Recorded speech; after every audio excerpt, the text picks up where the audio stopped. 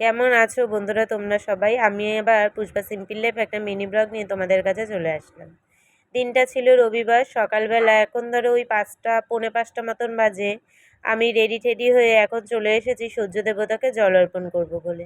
তার সাথে তোমাদের সাথে একটু গাছের ফুলগুলো শেয়ার করে নিচ্ছি। সব ফুল বা গাছ এখানে আমি শেয়ার করতে পারলাম না, অল্পই করলাম। পরে কোনো একদিন কোনো একটা ব্লগে তোমাদের সাথে শেয়ার করব। তো তারপরেই সকাল সকাল আমি বেরিয়ে পড়েছিলাম। তো দেখতেই পাচ্ছ আমি এখন রয়েছি অটোতে। আমি, মনা, বাবা, দিদি, আমরা 4জনে মিলে যাচ্ছি আজকে একটা জায়গায়। তো তারপরে আমরা স্টেশনে চলে এসেছি।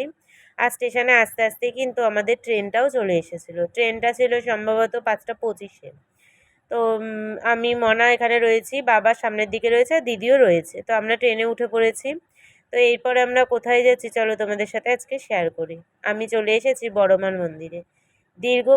অনেক প্রতীক্ষার পর আমি বড়মার মন্দির আসতে পেরেছি। জানি বড়মা না টানলে বড়মার কাছে কেন কোনো ভগবানের কাছেই যাওয়া যায় না। ঠিক সেই মতন এই প্রায় 6 মাস পর আমি বড়মার মন্দির এসেছি। মানে এই যে আশাটা, এটার জন্য যে আমি বড়মাকে কত ডেকেছি সেটা তোমাদেরকে বলে বোঝাতে পারবো না। তো আমি বাবাকে হঠাৎ করেই বললাম, বাবা আমাকে একটু বড়মার মন্দির নিয়ে যাবা?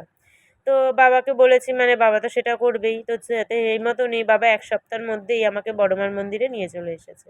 হ্যাঁ, বাবা বলেছি বলেই বাবা নিয়ে এসেছে এমন ব্যাপার না, বাবাকে মন থেকে বলেছি। আর বড়মাও শুনেছে সেই কথাটা, তাই বড়মা আজ বড়মার সামনে নিয়ে এসেছে।